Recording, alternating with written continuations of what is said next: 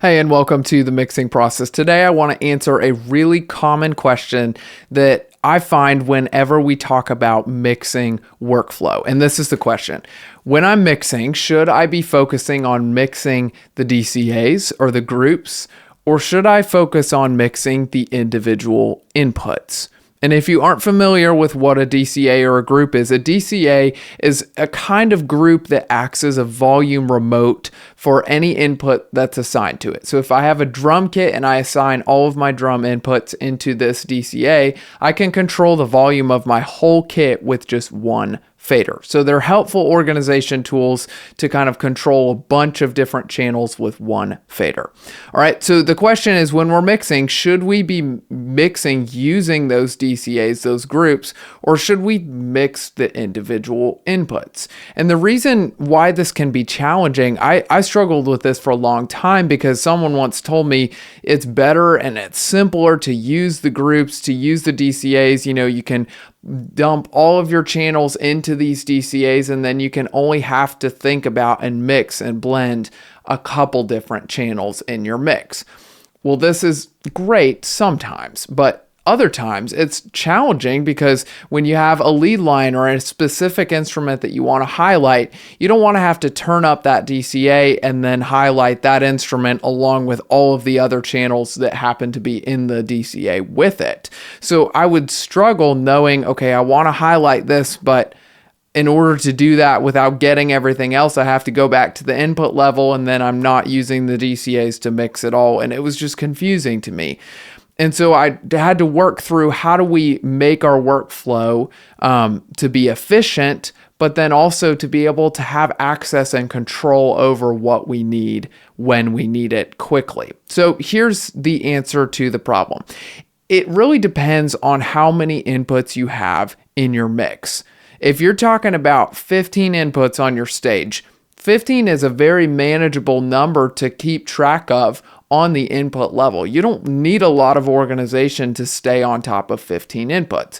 But if you have 50 inputs or 60 inputs, that becomes a lot harder to stay on top of, have easy, quick access to in your mix. So this is where DCAs and groups can become really helpful in that process. So here's kind of how I do it.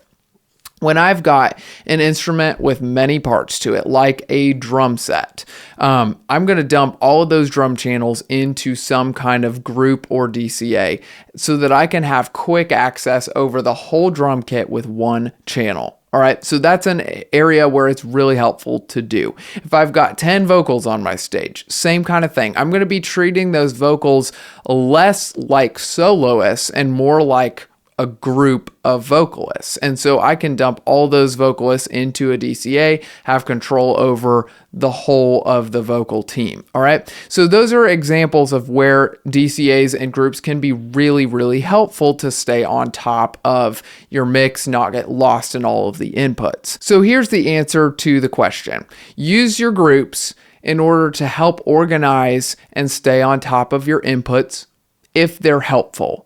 There can come a point, though, where the system of organization can be a little bit overkill if you only have a handful of inputs in your mix. It actually gets in the way of a smooth workflow.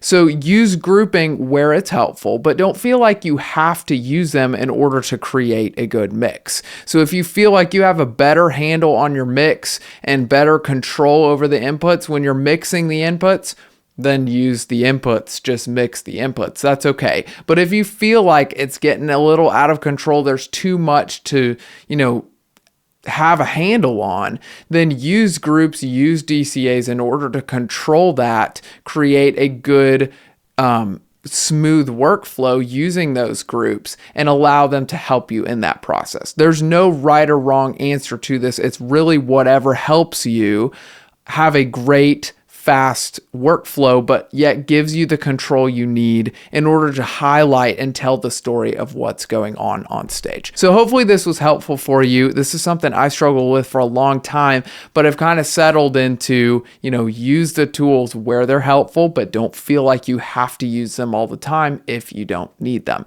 So hopefully this helps you be able to streamline your workflow, have a little bit more control over your mix. All right. If you haven't already downloaded downloaded my free mixing guide. It will help you in these kinds of processes because it'll give you a great 7-step process throughout your mix to make sure that things are balanced, things are controlled, things are blended properly. So this is called the 7-step mix, and it's on my website completely for free to you at themixingprocess.com. So if you haven't already checked that out, go download it. It's completely free. It can only help you in this process. But thanks for watching. If you have any comments, let me know in the comment section below. I'd love to answer as many of these questions as I can.